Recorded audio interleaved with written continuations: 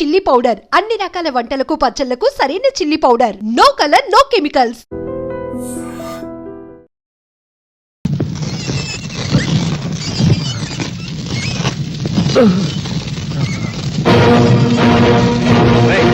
హిందువా ముస్లింవా? మీరు హిందువులైతే నన్ను ముస్లిం అనుకుని చంపండి. మీరు ముస్లింలైతే నేను హిందువునని నరికి పారేయండి.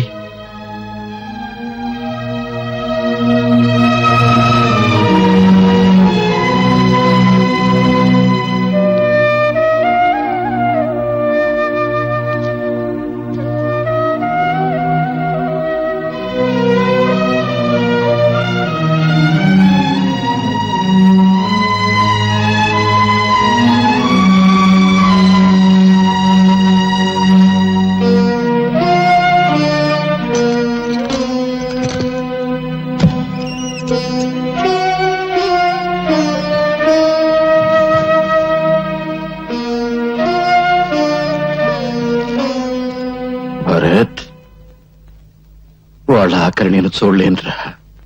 ఈ డబ్బు నేను చస్తే నాతో పాటు తగలబెడతారా? లేదే, తీసుకెళ్ళరా. ఈ డబ్బు మొత్తం తీసుకెళ్ళు. వాళ్ళ కన్నీళ్లతో తీసుకెళ్ళు. వాళ్ళ కష్టాల నుంచి బయటకు తీసుకురారా. వాళ్ళంతా పాపం పొట్ట చేత్తో పట్టుకుని ఇక్కడికి వచ్చారురా. ఇక్కడికి వచ్చిన రోజున నువ్వు హిందువా, ముస్లింవా, క్రిస్టియన్వా అని అడిగానా?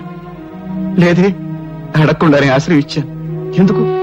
ఈ ప్రపంచంలో ఆకలి, చావు ఈ రెండేరా మనుషులందరి దగ్గరికి చేర్చేది. స్వార్థం, డబ్బు ఈ రెండేరా మానవత్వాన్ని చంపేసేది. మానవత్వాన్ని చంపేసే డబ్బు నాకెందుకురా? 10 మందికి ఉపయోగపడితే చాలరా. తీసుకెళ్ళి ఇచ్చేసారా. చిన్నతనంలో మా నాన్న పోయాడు. అందుకే నాకు తండ్రి మమకారం తెలియదు.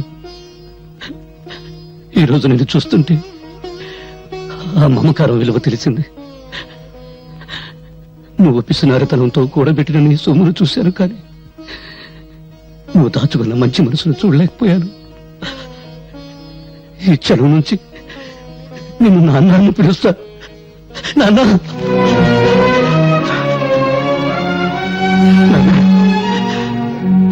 ఏమన్నావురా? నన్నేమన్నా? నాన్న అన్నావు కదా? అవునరా, నేను నీకు నాన్ననే. నువ్వు నా కొడుకువి, నాకు పెద్ద కొడుకురా. నేను చస్తే రేపు నాకు తల కొని పెట్టేది నువ్వేరా. ఏంట్రా ఏంట్రా చూపు? పర్వాలేదు, కొట్టు. ఇక్కడ చిన్న మెదడు ఉంటుంది, కొడితే చస్తాను. ఇంతకాలం నేను అర్థం చేసుకునేందుకు నేను చస్తేనే. కొట్టు. నువ్వు చావకూడదురా. నా ఆయుష్ అంతా పోసుకుని బ్రతకాలి.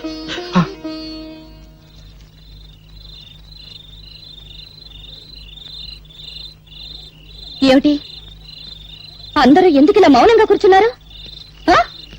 మాట్లాడండి, మిమ్మల్ని మాట్లాడండి. నాయకులు పుట్టించిన మతాల మారణ హోమంలో మిగిలిన బూడిద కుప్పలు మాట్లాడలేవు. బ్రతికున్న నేరానికి కనీసం మీరన్నా మాట్లాడండి. చచ్చిన వాళ్ల కోసం బ్రతికున్నంత కాలం ఇలాగే ఏడుస్తూ కూర్చుంటారా?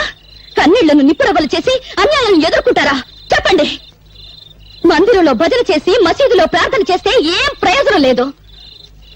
ఈ రాజకీయ గుండాల కాళ్లు, చేతులు, తలలు నరికి మసీదులకు, దేవాలయాలకు తోరణాలు కట్టాలి. మనుషుల్ని మతాల పేరుతో వేరు చేసి రెచ్చగొట్టి ఒకరి తలను ఒకరు నరుక్కునే ఆటవిక నాగరికత సృష్టించిన నీచుల నెత్తులతో నరమేధం. ఆపు నీ సోది. నిజం నీకు తెలుసా? తెలుసా? తెలియకుండా ఎందుకు నోటుకు వచ్చేట్టు వాగుతావు? రా, ఇలా రా.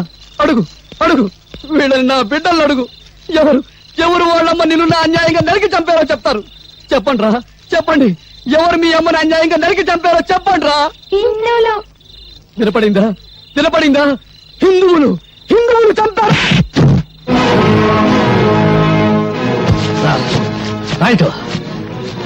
మంచంలో ఉచ్చబోసుకునే ఈ పిల్లలకు హిందువులు ముస్లింలను నేర్పింది ఎవరు? కనీసం వీళ్ళ పేర్లైనా వీళ్ళు సరిగ్గా చెప్పగలరా? లాగులు గుండీలు కూడా పెట్టుకోవడం చేతగాని పిల్లలకు వీళ్ళ తల్లి నరికింది ఏ మతం వాళ్ళని చెప్పింది ఎవరు? చెప్పు ఇస్మాయిల్. రా, రైట్. ఇతనెవరు? రహీం. రహీం ఎవరు? ముస్లిం. 40 సంవత్సరాల నుంచి శ్రీరామనవమి చేస్తున్న ముస్లిం. అవునా? ఈయనెవరు? భారతమ్మ. నీ పెళ్ళానికి పాలు రాకపోతే నీ పిల్లలకు పాలిచ్చిన భారతమ్మ. తల్లి పాలకి మతం లేకపోతే ఆ పాలు తాగిన నీ పిల్లలకు నీకు మతం గురించి మాట్లాడే హక్కు ఎవరు ఇచ్చారు? రైట్.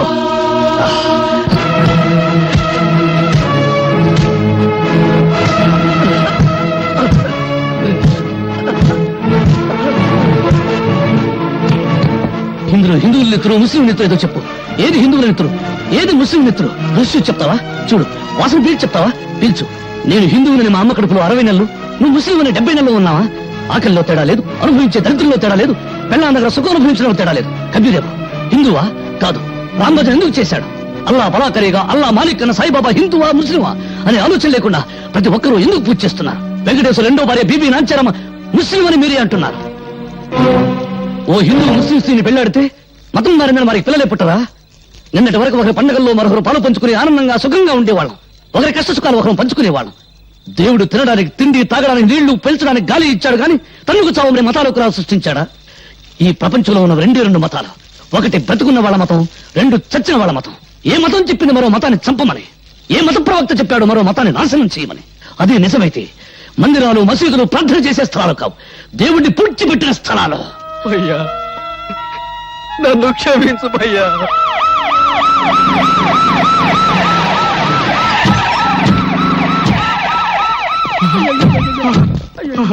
అయ్యయ్యో, శభాష్.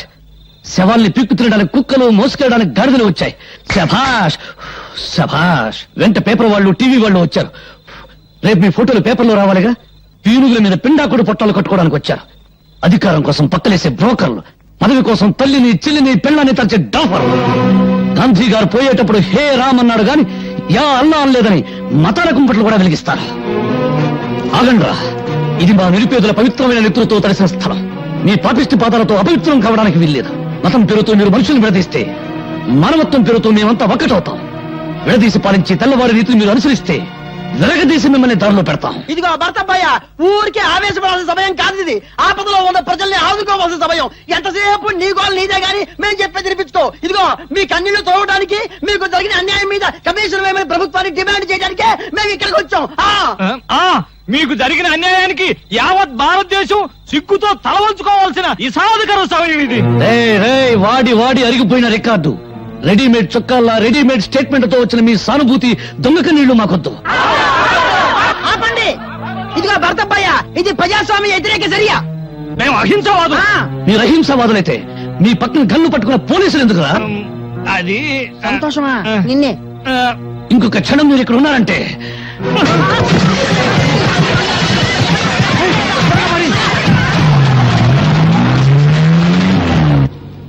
వెరైటీస్ గన్ల కోసం మంత్రి సంతోషం సృష్టించిన మత కల్లోలాలు. వామ్మో, రాజకీయ గూండా ఖాళీ హస్తం. లక్ష్మీనగర్ మత కలహాలలో నిజమైన ద్రోహులను ఉరి తీయండి. హలో, మంత్రి సంతోషాన్ని. నమస్కారం అండి. అదిగా ఆ చెమట్లేంటి, ఆ వణుకుడు ఏంటి? ఎవరు ఫోన్ లో? నమ్మకం ఉమ్మేమన్నా పడిందా? అబ్బే లేదురా మాడా. పెద్ద మంత్రి గారు తూ అని ఉమ్మేశారు. మన విషయం ఢిల్లీ దాకా పోయిందంట. కడిగారు, బాత్రూమ్కి వెళ్ళొస్తాను.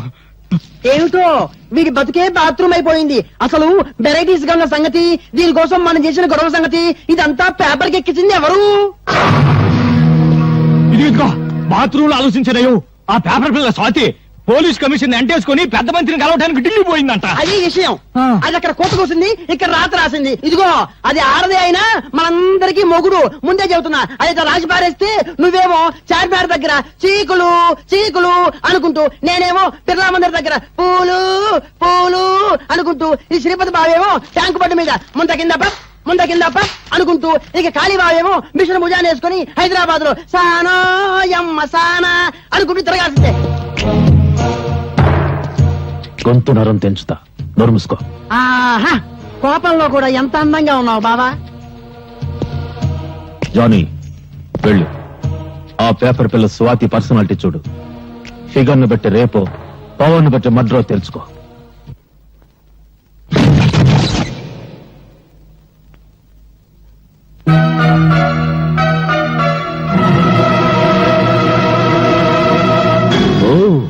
ఎవరో అనుకున్నా, నువ్వా? సిగ్గుతో చావకుండా బాడీని ఇంకా డెవలప్ చేసావే. అప్పుడెలా ఉన్నావో ఇప్పుడు అలాగే ఉన్నావు. కస్సుగా వస్తావా? లేచిపోదాం. ఏంటి బజార్ దానికంటే నీదేం పెద్ద లెవలా? వాగుడు ఎక్కువైతే నాలుగు కత్తిరిస్తా. రేయ్ నువ్వెవర్రా? దీని బాడీకి పర్మనెంట్ కస్టమర్వా టెంపరీ కస్టమర్వా?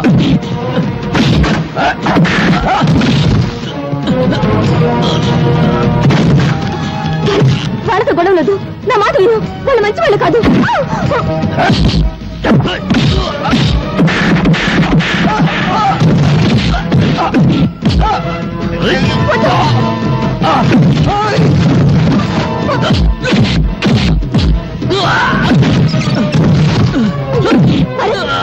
వాళ్ళు వదిలేయ్.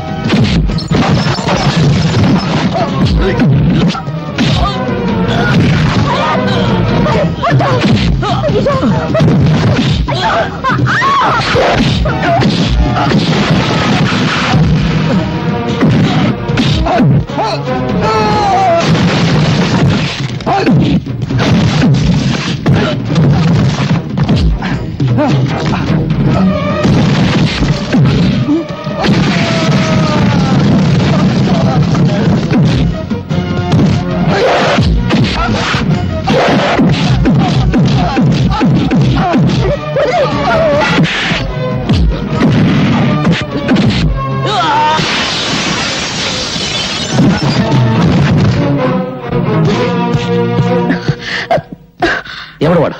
పరిచయం ఉన్న వాళ్ళ నీ గురించి చెత్తగా వాగాడు. వాడికి నీకు వరకే తెలుసా? చెప్పు.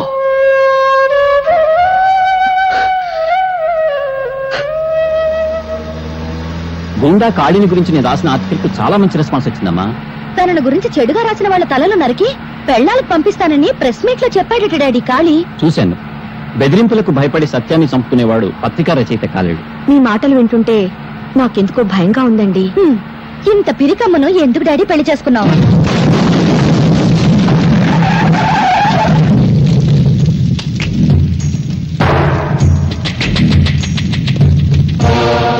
ఆగండి. ఏరా, నరికిన తలలతో ఆడుకునేవాణ్ణి నీ రాతలకు భయపడతానా? నా పరువు పేపర్లో నువ్వు తీసావు, నీ పరువు పబ్లిక్ లో నేను తీస్తాను. ఓ, ఎంత సెక్సీగా ఉన్న కూతురుందా నీకు? నీ పేపర్కు మ్యాటర్ కావాలంటే దీన్ని ఏదో చెయ్యాలి. ఏం చెయ్యాలి?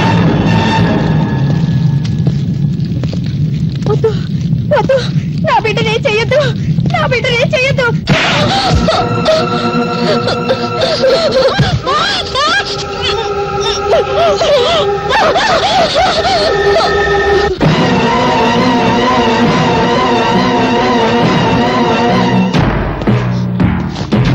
ఆగండి, కదిలితే కాళ్ళు నరుకుతా.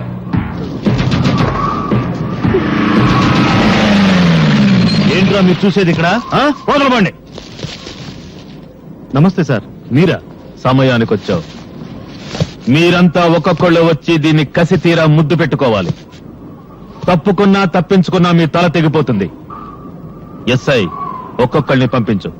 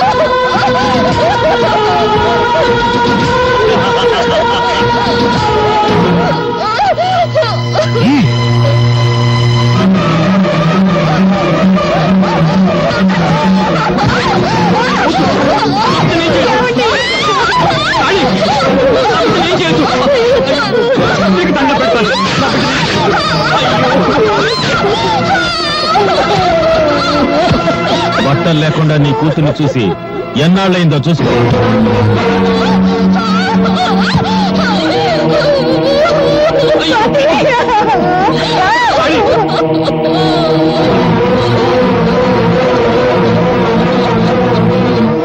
నువ్వు బట్టలుడ తీసింది నా బిడ్డ కాదురా భరతమాతకు. నువ్వు పరువు తీసింది నాకు కాదురా భరత జాతికి. రేయ్, కత్తి కన్నా కలం గొప్పదన్న సత్యాన్ని నిరూపిస్తాను.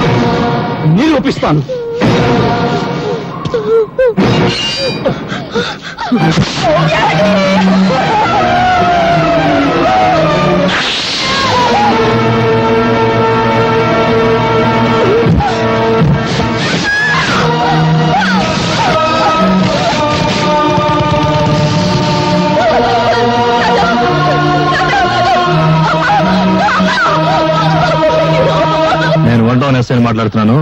గాంధీ సెంటర్ లో 2 మర్డర్లు జరిగాయి. ఎవరు చంపారో తెలియదు. ఏవో ముఠా తగాదాలు అనుకుంటా. వెంటనే పోస్ట్ మార్టం ఏర్పాటు చేయండి. ఏమిట్రా మీరు చూసేది? ఇక్కడ వెళ్ళండి.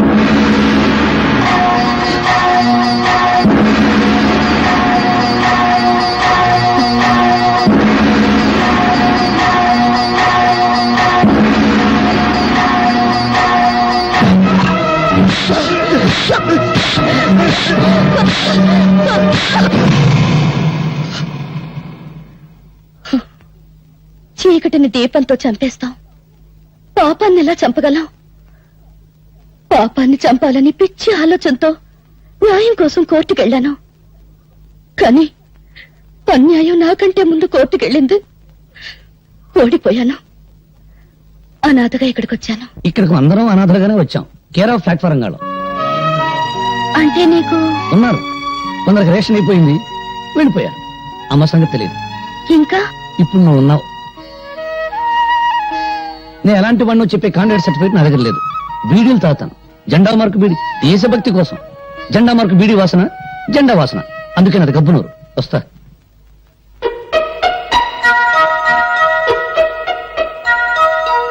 ఇప్పుడు నువ్వు ఉన్నావు. ఇప్పుడు నువ్వు ఉన్నావు. ఇప్పుడు నువ్వు ఉన్నావు. ఇప్పుడు నువ్వు ఉన్నావు. ఇప్పుడు నువ్వు ఉన్నావు. ఇప్పుడు నువ్వు